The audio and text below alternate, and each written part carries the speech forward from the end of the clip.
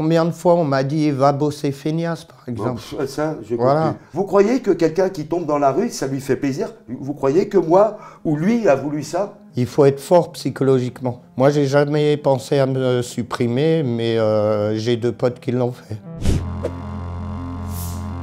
Mon père, il était très gentil, mais quand il buvait, il était très violent avec moi. J'ai commencé à faire des fugues.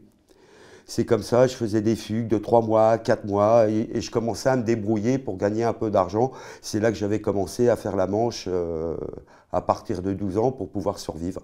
Perte d'emploi, divorce, dépression. C'est un triptyque très connu. Une séparation douloureuse, une dépression, et je me suis fait expulser de mon appartement. On ne peut pas s'attendre à ce qu'il se passe quelque chose dans la rue. Maintenant, je suis bien. Dans 15 minutes, il y a un mec qui sort un couteau. La violence est la première cause de mort chez les SDF. Après, c'est la maladie et le suicide. Quand tu as des gens qui n'ont rien, des fois, ils cherchent des trucs. Donc, c'est facile d'agresser un autre SDF. Sur moi, ils sont mal tombés. Pourquoi? Parce que j'avais des très bons amis autour de moi et que j'étais entouré et qu'on s'entourait mutuellement avec mes potes.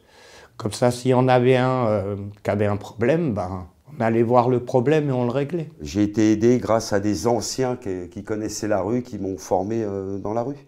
Si je n'avais pas rencontré ces gens-là, je pense j'aurais mis fin à ma vie. Souvent, on dormait dans les terminus de métro. Les foyers, moi, j'aimais pas trop parce que c'est chaud, c'est dangereux, parce que tu as des agressions, tu as pas mal d'agressions, tout. Tu as un surveillant, pourquoi sans bonhomme? Vous demandez à beaucoup de gens dans la rue qui disent « je préfère être là ». Dans la rue, il y a une histoire de territoire. Et c'est vrai que quelqu'un qui fait sa manche à Saint-Michel depuis 10 ans et que le lendemain, il voit un gars se poser à sa place, il va mal le prendre. Moi, j'ai réussi à tenir une place pendant plus de 15 ans. Si je n'avais pas tenu cette place, et j'en ai eu des bagarres, hein, je me suis bagarré pas mal. Dans la rue, si tu ne sais pas te défendre, si tu n'as pas du caractère, c'est fini pour toi. Les gens vont te marcher sur toi. J'étais pas violent, mais tu défends ton beefsteak. C'est ton endroit, c'est ton territoire. C'est comme vous travaillez, vous avez votre truc, c'est votre boulot. Nous, dans la rue, c'est notre gagne-pain.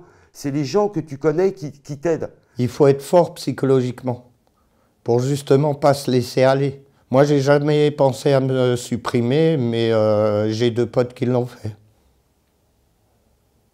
Ouais. Un, il s'est pendu au but de Chaumont, et l'autre, il s'est foutu sous le métro à Oberkampf. J'ai perdu énormément d'amis. J'ai perdu des gens qui sont morts dans des douleurs atroces, ou à part le froid qui ne se réveillait plus le lendemain, il était raide comme un bout de bois. Parce qu'il ne s'était pas assez protégé, ou la fatigue, puis l'âge. Plus tu vieillis dans la rue, plus tu es sujette à des maladies, tu es beaucoup plus sensible. Le taux de la rue, c'est rare que quelqu'un arrive jusqu'à 60 ans dans la rue. 49 ans. Ouais, 49 ans même maintenant. Et vous savez, quand on en parle, où il y a le plus de gens qui meurent dans la rue, c'est pas l'hiver, c'est l'été. Pourquoi? Parce que déshydratation, les gens, tes habitués, ils sont partis en vacances. Tu vis avec pratiquement rien. En fait, le regard des gens, quand on est à la rue, il y a de tout. Il y a les gens qui viennent et qui discutent avec vous, et il y a des gens qui vous méprisent. Combien de fois on m'a dit « va bosser feignasse », par exemple. Bon, ça, j'ai voilà. compris. Au début, ça nous touche, mais après, on s'en fout royal. Mais c'est vrai qu'au début, c'est très blessant. N'importe qui peut être à notre place. Parce qu'ils te voient comme ça, va bosser, va bosser. Déjà, tu n'as pas d'adresse. Tu n'as pas de carte d'identité, tu n'as plus rien. Moi, j'ai vécu dans la rue à peu près une quinzaine d'années sans pièce d'identité, sans carte de sécu. Et pourquoi je me baladerais avec quelque chose marqué République française alors qu'elle m'a laissé crever dans la rue? J'en veux vraiment au gouvernement parce que ça n'a jamais changé. Je vois en 2016, je me suis sorti de la rue, je vois de plus en plus de femmes, de plus en plus de jeunes, des jeunes de 18 ans, 19 ans qui se retrouvent dans la rue, dans le métro. Là, j'ai pris le métro pour arriver ici, j'en ai vu déjà 3 sur la même rame. Vous croyez que quelqu'un qui tombe dans la rue, ça lui fait plaisir? Vous croyez que moi ou lui a voulu ça? Moi, quand on m'a appelé « Monsieur Page, non, vous avez un hébergement », 1 heure après, j'avais des clés dans la poche. Je suis arrivé dans ma piaule, j'ai posé mon sac par terre, il y avait un lit, j'ai dormi. Ça faisait 4 ans que je n'avais pas dormi sur un lit. Tu sais quoi? Je dors encore dans mon duvet de rue. En fait, sur mon lit, c'est mon duvet, je l'ai ouvert en 2 et c'est ma couverture, je te jure. Je l'ai gardé, je l'ai toujours.